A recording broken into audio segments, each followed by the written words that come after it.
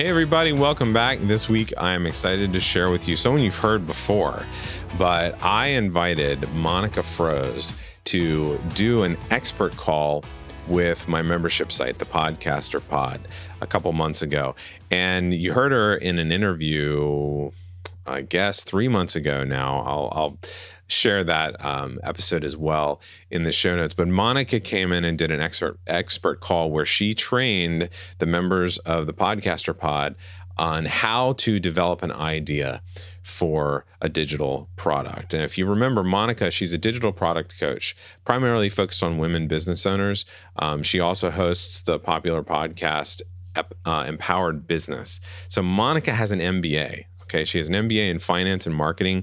She developed the Redefining Mom blog about 7 or 8 years ago now, and it grew that. She's also developed the Empowered Business lab and things like that, where she teaches people how to develop digital products, simple digital products. And she spent 11 years before that working for a Fortune 100 company in marketing. Okay, so she knows what she's talking about. And I think you're going to enjoy this recording of this expert call because it really has a lot of great information, a lot of details on how to figure out what type of digital product you should offer to your audience. So here is Monica.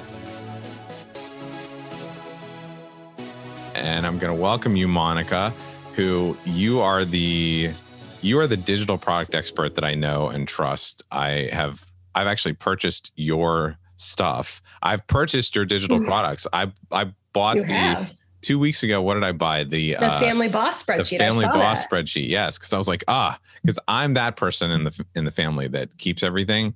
And right now they were on like 6 different spreadsheets, and I have to remember what they're called, and I hadn't put them in the right Google Drive folder and things like that. So I can endorse you personally that like this is a game changer. And for a lot of podcasters, the way that they start monetizing, I was telling you before, like I'm doing this course right now where I'm giving all these ways, these 10, 11, 12 ways that people can monetize their podcast without having to go to find advertisers and sponsors. Because really, if you're not in the top 7% of podcasters, you're not going to get really great advertisers. You're going to be going and trying to find someone that you can work one-on-one with. And so things like digital products, templates, spreadsheets, tripwires, lead magnets, like all these things that people can create quickly, simply, that shares something that they are an expert at and they can solve problems quickly.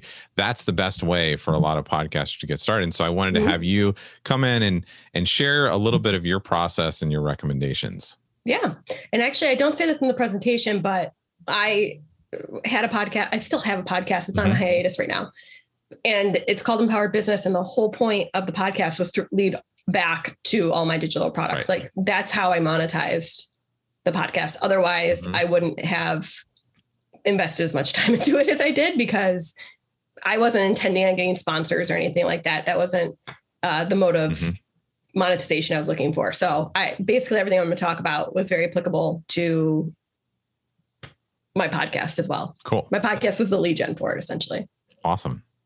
All right. Well, let me share. You have to enable for me to share. Yeah, I thought, oh wait, no, I don't want to share my own. I want to go here and I want to do that. There you go. All right. Okay. So this is me. No, quick overview. So I run two main brands, which are Redefining Mom and Empowered Business. So Redefining Mom is a site dedicated to helping moms find their identity outside of motherhood. It started as a postpartum blog, and that's how I got started online, which I have a little bit about that on the next screen. And then right now I spend the most of my time focusing on Empowered Business, which I said my podcast is named. And that's the business where we do everything to help specifically women build digital products with the goal of giving them financial independence. So this is like a little timeline of how this all came together. In 2013, Redefining Mom was born because of my anger towards the maternity leave policies in the US. It ended up leading me to the White House while I was still in corporate. I was in corporate for 11 years. I ran really large marketing campaigns in tech. And I got invited by President Obama to actually meet him and tell him about my experience as a working mom in the US. And that was because I had Redefining Mom, which I was not monetizing at the time. Left there, decided that, basically, I feel like this could be a thing, but I did not know how I could actually monetize the blog to replace my full-time income. So in 2016, I ended up quitting my job.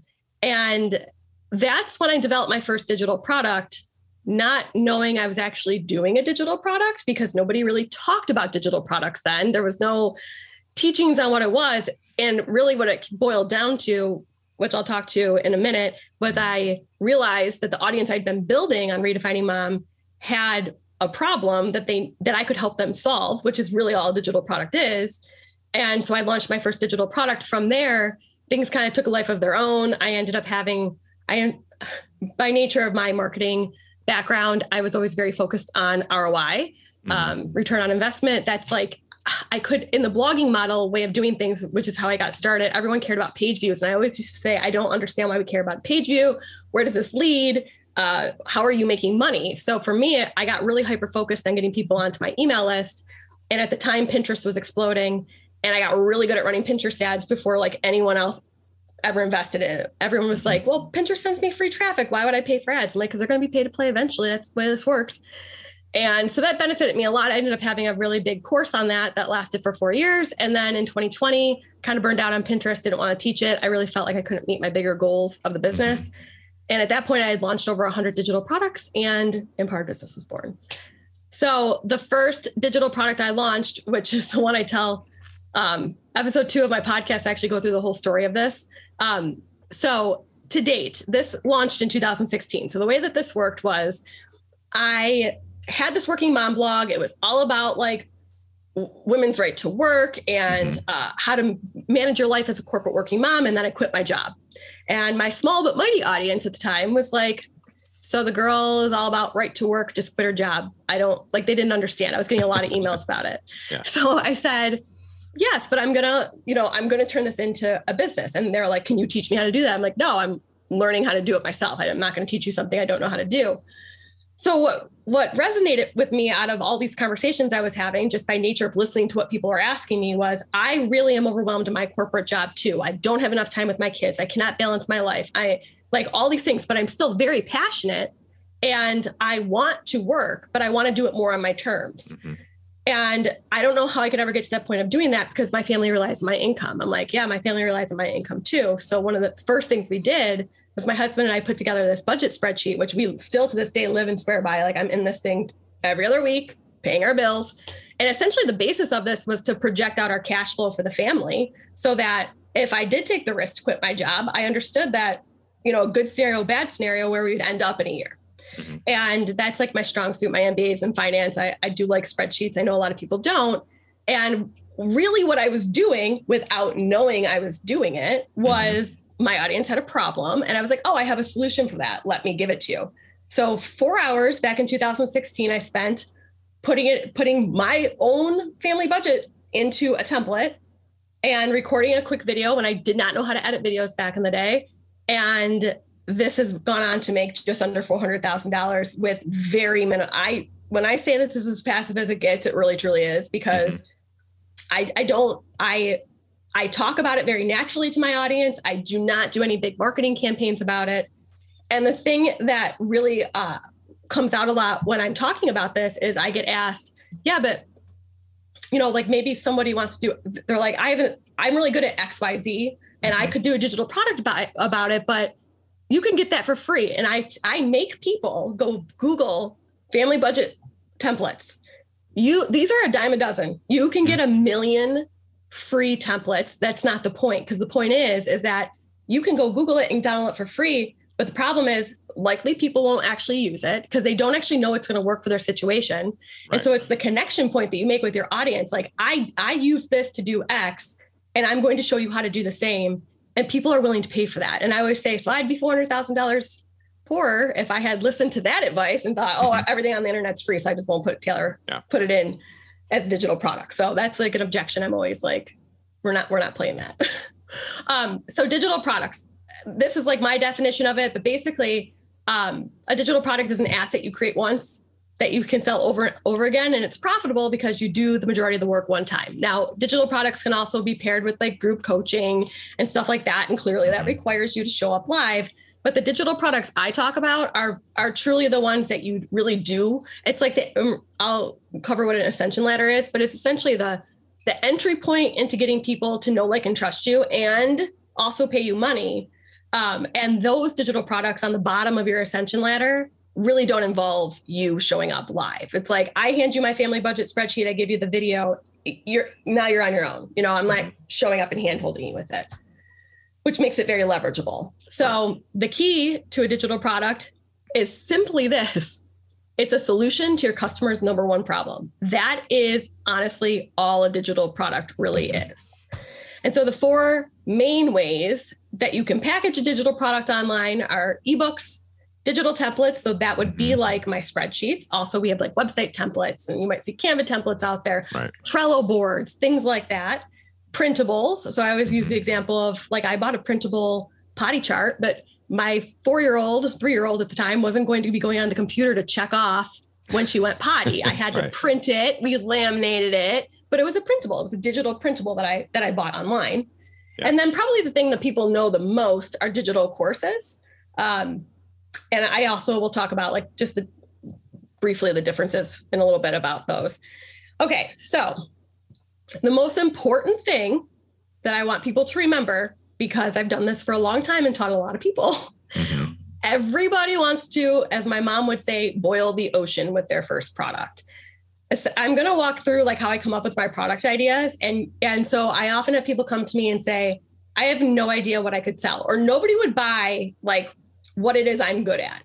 And then we go through this reverse engineering exercise, and they come back to me and say, I want to do all the things, and they want to throw the kitchen sink in with it. And I'm like, no, if you cannot get if people invest in you off the bat, which is what you want them to do with a smaller digital product, if you do not get them a result, they will never buy from you again. And that is a waste. So boiling the ocean and trying to tell in a one product all the knowledge you have on that one topic does not help. So it's really important when you're first doing it to really get hyper focused on solving one problem by offering one solution. I always call it like 1-to-1. That is what that's how you should get started. So I mentioned Ascension Ladder. So the reason that this is important is because really there's, in my opinion, having done this for as long as I have, there's really 2 main ways that if you're going to create, and when I say smaller digital products, I'm talking like $97 and below. Yeah. There's 2 ways you're going to do it. You can family budget spreadsheet. I sold in volume. I never wanted to talk about budgeting. That was not my intention to be online. As a matter of fact, I hate budgeting. I would much rather make money than save money. Like I say this all the time. So I was not going to build out an Ascension Ladder or a product ladder, which was going to be like, here's a budget spreadsheet. And now I'm going to give you a budgeting workshop and all this stuff. That was never going to happen. So what that meant was I was going to sell that in volume. Here is this easy budget template. You buy it from me. Cool. The other way to do it, which is more leverageable, because if you're selling volume, then you have to attract more people to you. And you're constantly attracting new people because if you're not having anything else to really offer them that's related to sell. And Redefining Mom is a little different because I attracted a certain avatar. So while I might not have created other budgeting products, I could create other mom type products that people would buy. So it's another way to do it, like adjacent products. In the Ascension Ladder model, essentially you bring someone in on a smaller digital product and it gives them that one, like solving their most pressing need, which I'll explain how I find what that is. And then from there, you move them up a ladder, essentially, like what's the next logical thing that they should do for you? And what ends up happening more times than not is by virtue of selling products, you get feedback. People do, if you have a funnel behind it, an email funnel, what you should, you ask, you always want to follow up with your customers. Like think about stores that you buy stuff from, those surveys that come out and they're like, can you tell us your experience? You always want to follow up because by nature of that, people are willing to tell you their problems. They actually want to tell you their problems. And then you can figure out what the next logical thing is that you should create that would take them along a journey to keep whatever your topic is, right? To keep building their knowledge base. So the way I teach this in my, program is I call it the hike design. And I spent a long time trying to figure out the name. And basically, because I do think that there's a little bit of a thing in the online space where people always say everything's easy. And I always say, like, this actually does take work. Okay. So I never want anyone to come in thinking that it's like magic. You're going to have to put some effort into this. That's where the hike design came from. Right. And so the first rung of it is help, that's where we have to find the problem. What problem are we even solving for people? Innovate is where we build the solution. Then you have to go actually create the digital product. Knowledge, and this makes me a little bit different how I do this part. That's where you go and educate people who need the solution. And I actually there's two ways I do that, either direct to a freebie, which there's a differentiation between what the freebie should be and the first product, or I go direct to the sales page. But my sales pages are not meant to be just sales pages. They're meant to be educational. They're meant to take you on a journey. They're meant to tell you story. So we also often have walkthrough videos. It always correlates to like how this product actually is, what it did in my life, or, in like my student's life, whatever is relevant. It's not just here, let's buy this, especially for someone who doesn't know you. They're going to have to be educated at the same time that you're selling to them. And then the end of this is the experience, which is where I see so many people fall off, which is, like when I was getting my MBA, the mantra was always acquiring a new customer is way more expensive than retaining a customer. And so if you never do follow-up, if you never have a way to keep communication open with the people who do buy from you, well, then you're going to be acquiring a whole ton of new customers, and it's going to be costly and take a lot more effort on your part. So the passive part of digital products, I say that loosely because nothing's truly passive, but the passive part does come in when you set up the ability to communicate with them after the fact. So bringing it all together, just like high level, the first part, and that's the part where we'll talk about actually how to find your idea, because I think that's like where most people who haven't done this yet get stuck. So you find your idea. We use search engines to do that with reverse engineering. Then we put together the solution. So we put together a free opt-in and we put together that first product. And then the follow-up is now we're going to actually email you and communicate with you regularly, not show up in your inbox once every 2 months and hope that you remember us. Yeah. So search engines. So here's the thing about search engines. That's how content gets found online. That's logical, right? So reverse engineering, essentially, when we go into this process, I ask my students to what we're looking for is the who, what, and how. So the who is your ideal customer for your digital product. You want to put the hat on as if you're your ideal customer while you do this exercise. And then the what is their number one problem that you want to solve? That's what you're trying to narrow in on. Is when you go through reverse engineering, you want to figure out what that problem is so that you can do the how, and the how is the solution. And what's the solution? It's your digital product. So the way that a search engine works is when you go to a search engine, what do? You are searching what? You're searching your problem. Those are the keywords you're putting in. Your problem is actually the keywords that you enter into the search bar.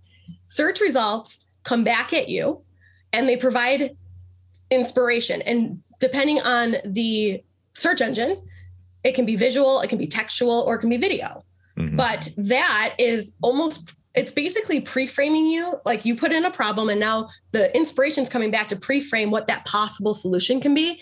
And once someone clicks through to a website, they're presented with the solution. That's the whole point. The website they click through is offering that solution. For us, or for me and how I teach, that solution would be our digital product.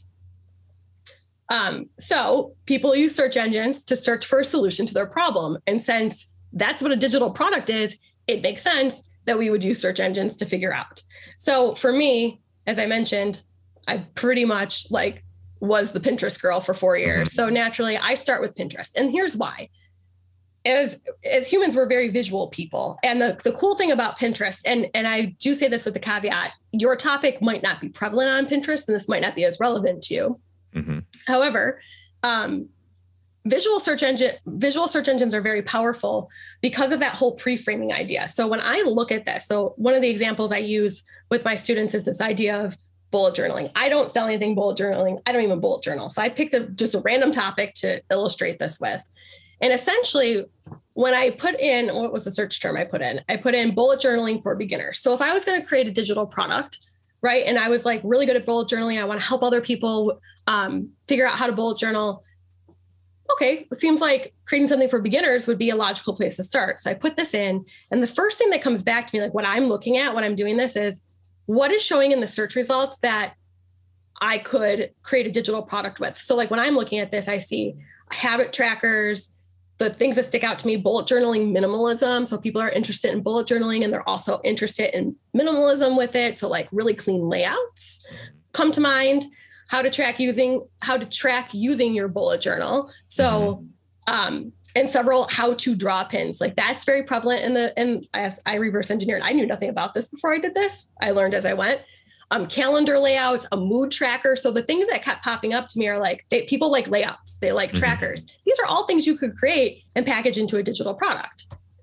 Then I go to Google. And the thing about Google, there's really two main things about Google at this point that I care about. The first one is the popular people also ask section. Right. I have to tell you, that is literally people telling you, that is Google coming back at you and saying, these are the exact questions that people are asking about your topic. Yeah. Like these are the objections. So framing it like this, these are the objections that people have about your topic. So in terms of that could be a really great idea for a freebie. So if someone has an objection before they would be willing to buy your solution because they're so stuck on, if I don't figure this out, I can't possibly take the next action, solve that in a free opt-in. So I use the people also ask section all the time. And the other thing I do on Google is scroll all the way down to the bottom and I look at related search results. Why? Because they will connect other keywords to the problem I'm searching. So I often, when reverse engineering, will think, this is the problem my customer will have with this topic. I put it into the search engine and through taking cues from visual things and related searches, I'll be like, oh, people are actually searching this keyword instead. So if I want this to be relevant, I better use that.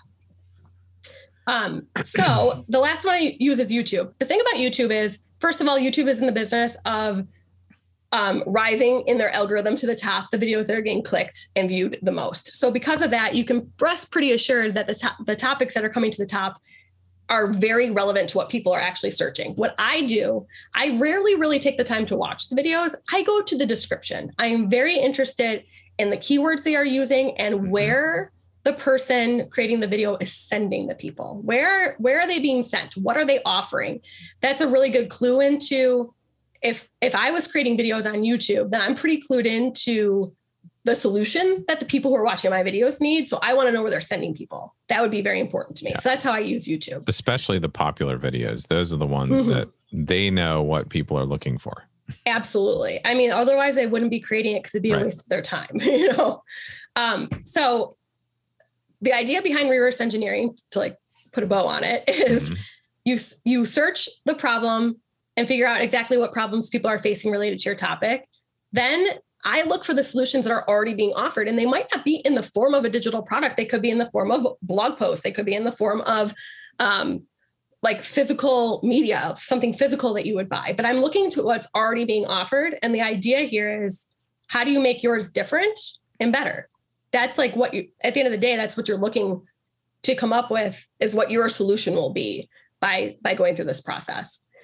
So I had already mentioned that basically I break down digital products, like entry-level digital products, into 4 buckets. And so quickly, I'm just going to go through like how I decide which digital product is best for the topic. So ebooks, here's the thing. Ebooks are static and they should not include content that's going to need to change. So for example, when I taught Pinterest advertising, every time Pinterest made a change, I would have to go and update that PDF and update that ebook. That is not an effective way to have a product on a topic that is that changes. But if your topic is evergreen, so like this was the first, once I finally started the online business and people kept asking me about like what my initial first steps were, and I got over that initial hump, I wrote about it.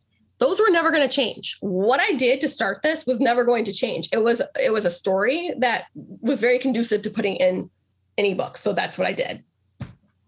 The next one is Printables. So I say this is best for action-oriented content when customers prefer printing out the template and filling it in by hand. So I do a lot of spreadsheets, which are digital templates, but I also have a section of my audience that really likes to print stuff and actually fill things out by hand. They're still very much like the visual feel type thing.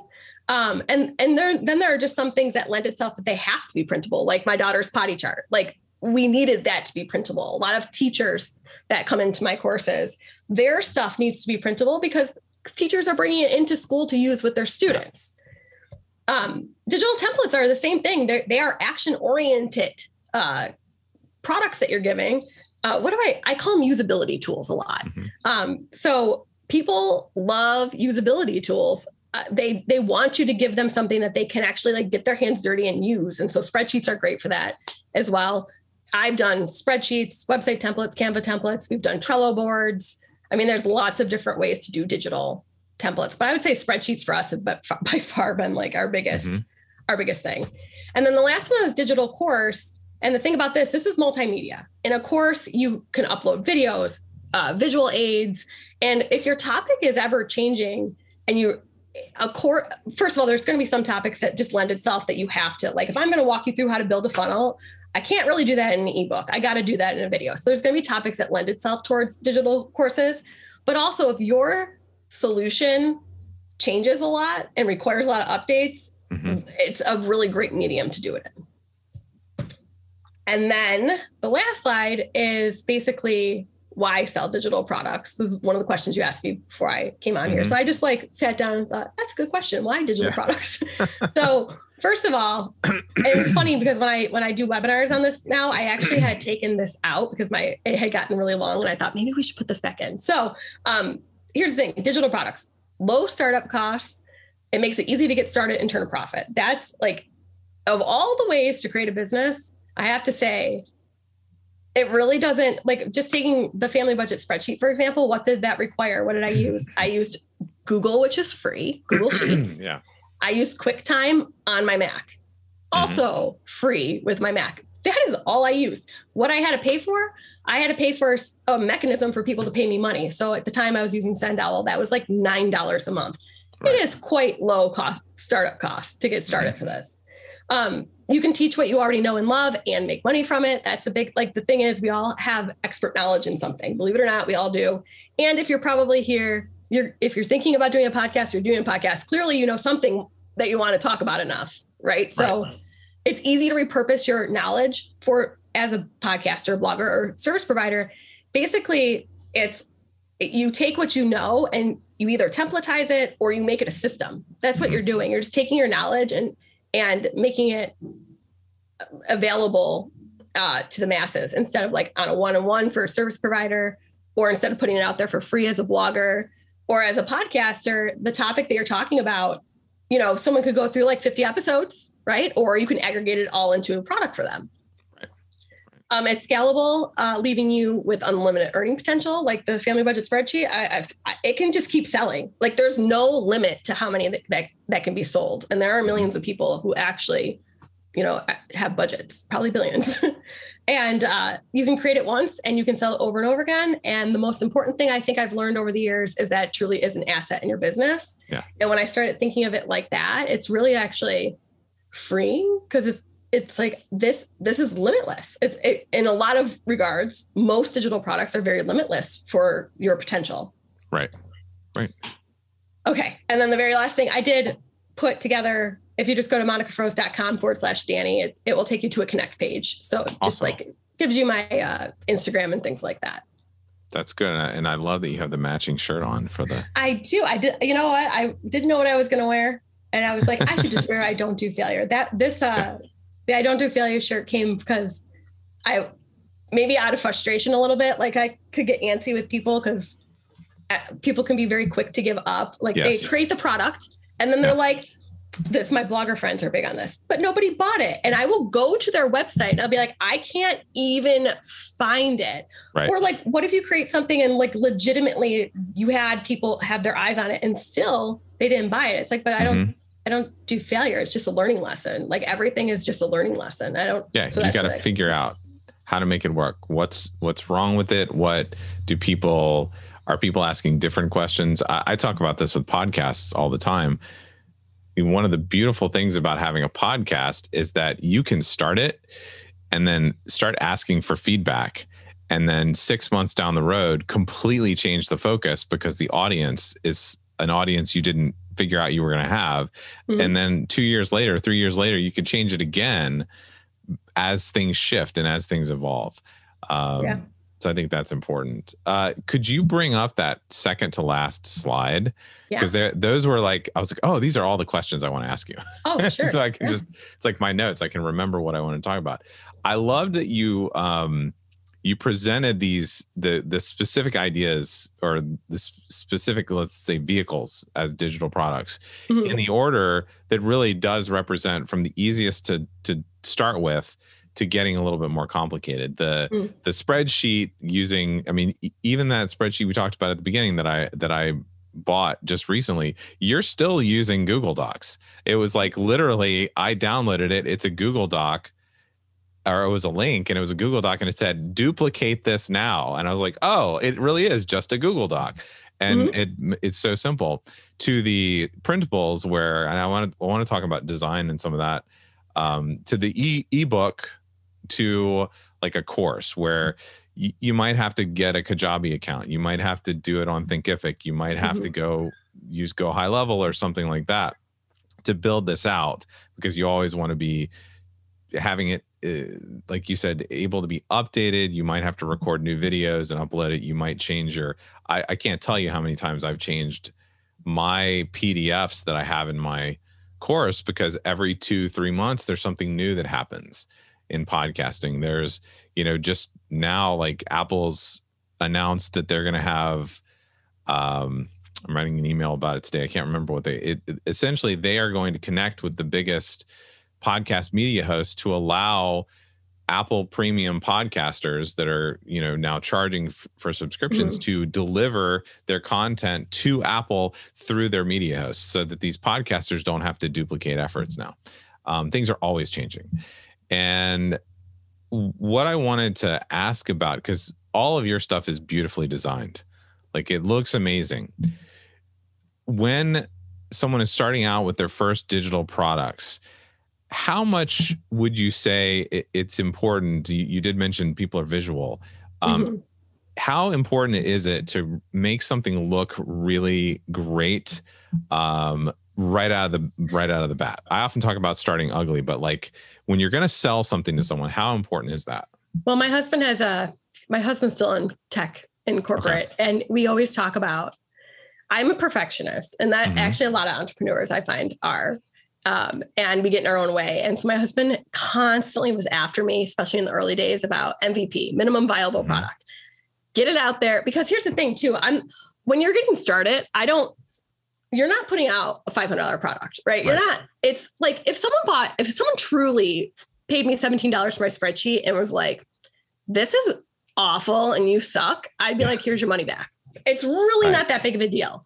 So I think we get in our own heads about that. But here's what I will say. In 2016, there was nothing out there really to make any of this easy. I am really like a very tactical, I have great ideas, but like making things pretty is not my sweet spot. But now there's templates out there for everything, for ebooks, for planners, for printables, even like us, like we put together a spreadsheet sandbox for our students. We did this quick win workshop about how to make your spreadsheet digital products pretty. And my operations manager did it. See, so I'm really good at spreadsheets, but she makes them look amazing. And I was on that workshop, which was under my name. And I was like, oh my gosh, I am learning so much. And it was so easy. So it's really like the resources to make things look good are out there at this point, where they were not in 2016. So people now are at a real nice advantage compared to back then. Yeah, definitely. And so like looking good, important, get noticed. Like you want people to notice something. I think for a lot of people starting, and you mentioned it, that big investment the beginning, or most of the cost is going to come from the delivery apparatus or the payment processing apparatus. There's a lot of different things out there now. What is your go-to system, let's say, for delivering digital products and taking people's money and following up and all that sort of stuff? We really view our business in two distinct ways. So we use sales funnels to attract new people to us. And the whole purpose of a sales funnel is to give a very hyper-specific buying journey. You're not confusing people with multiple calls to action. It's like you come in through this page, I want you to do this action, and now you're in my world. Right. And so with that, we use ThriveCart. And ThriveCart is a funnel payment processor. It's meant to be used like that. Mm-hmm. And so for all of our courses, our membership with subscription payments, everything goes through ThriveCart with that. We also have put quite the effort this year, particularly into our Shopify store. So at this point, I mentioned I have well over 100 digital products from over the years. Right. And when you think about that, to send people, what am I going to send them to 100 different sales pages every time? Yeah. And that was happening. And plus I couldn't have a way, it got to the point where it was like, there's so many things I want to tell you about, because like we have this great thing and that great thing, but like how many calls to action can you put in an email? And then it was before you knew it, we hadn't even talked about this great product we had for 2 years because we didn't have the email bandwidth too.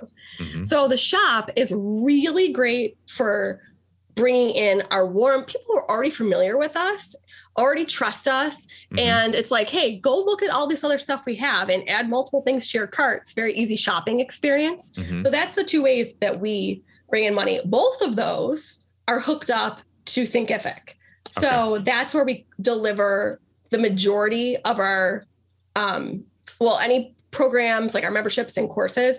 We try to, at this point, make any smaller digital products like the Spreadsheet, any templates. Mm-hmm. It's actually just a downloadable, we call them purchase PDFs. Yeah. So we have a whole system, like it's a very standardized system, makes it super easy to spin up new products too. So it's just a purchase PDF. So and that's what you got when you downloaded it. It was a PDF that told you this is how you actually get the Google Sheet on your computer. Right. Really straightforward, really easy. Yeah. And what are you using for email? Like you mentioned Thinkific is connected into it, but what about email? What's your preferred email? We use ConvertKit. Okay. So that's what I recommend too. And they integrate with a lot of different things. That's helpful to know, because I think for a good number of people, that's where the overwhelm comes in, is like, wait, okay, do I need Stripe? Like what, who am I connecting to what, and how am I connecting it? And having a solution that does a lot of those things and connects really easily is helpful. I love that you also use the word repurpose, especially in that point for podcasters. How often do you see, and maybe you've done this with some of your ebooks, podcasters taking their episodes and transcripts and things like that, and either doing it themselves or ghostwriter or just an editor or someone like that? How often do you see podcasters just directly repurposing the content that they create? In that regard, it's very similar to bloggers, because I work with a lot. It is actually an incredibly similar concept, because while yours is in a voice medium, audio medium, theirs is simply in a text medium already. And often I see it all the time. And that's a huge, for bloggers, it could be a huge objection, because they're like, but it's available for free. Same thing with podcasters, but you can just go, yes. But the whole point of a digital product here is like someone like me, like I'm impatient. I'm super busy. I want you to give me what I need in an aggregated way so I can consume it, accomplish what I need to accomplish, and move on with my life. I don't want to listen necessarily to 30 of your episodes to get to the end result. I might not have time for that. Right. You know, so it's all about, it's aggregate. You're aggregating the information and making it really easy to go from point A to point B. Yeah. And I love, like, I've seen actually now podcasters do this where it's come full circle, where they've, spent $1,000, $2,000, $3,000 on a ghostwriter to really clean up 25 episodes and like with an outline and really assemble a nice ebook that then they record an audiobook version of their own ebook that came from their podcast, so that people that are like, well, I want to listen to it, but I don't want to have to read it, but I don't want to have to listen to 50 of your episodes to try and piece this together. Just let me know what you want. And then they buy an audiobook, which it's just like, and that's a no-brainer, because you're a podcaster and you're already set up to read your own thing that someone else created. So, so you know how I said I refer to the digital templates and the printables as usability tools. So here's a really good example. Let's say I had a podcast related to the redefining mom topics, and I'm talking about, like my story and how we really got our finances in order so that I could take this risk as an entrepreneur. And then I'm like, hey, guess what? You've just listened to me explain how this changed my life. Now let me send you to the tool so you can do it too. And that happens. Like I talk about how I goal plan. Everyone wants to know, I'm very numbers based. And so everything, I use data to inform everything, even for my funnels, like my funnel tracking spreadsheet. So I can have a whole podcast episode about how I problem solve a funnel, why something's not converting, what I'm looking at, the numbers I'm looking at. And then I can be like, hey, by the way, I put this all into a really awesome spreadsheet that makes it really easy. Right. Here you go. Here's the link to it. Yeah. Yeah. And the takeaways, I think we've said what needs to be said on this. Like the takeaway is, it's not that hard to get started with this. It's not that hard to deliver them. You're already, if you're a podcaster, you're already creating this stuff. And you just need to get moving, because if you go back and watch this again, Monica has given us a system for how to figure out what to deliver, what you should sell first, and get going and see where it grows from there. I appreciate this. I really do. And if I remember correctly, Monica, well, let's bring that last slide up again, monicafroese.com/Danny, so people can get that. And just if they have any questions, Monica sends great emails out all the time. Definitely get on her list. There, like I said, I've bought multiple products at this point and have learned so much from them. So I really appreciate you coming out and doing this today. And hopefully some people will show up on your list. Yeah, thank you. Thanks for having me.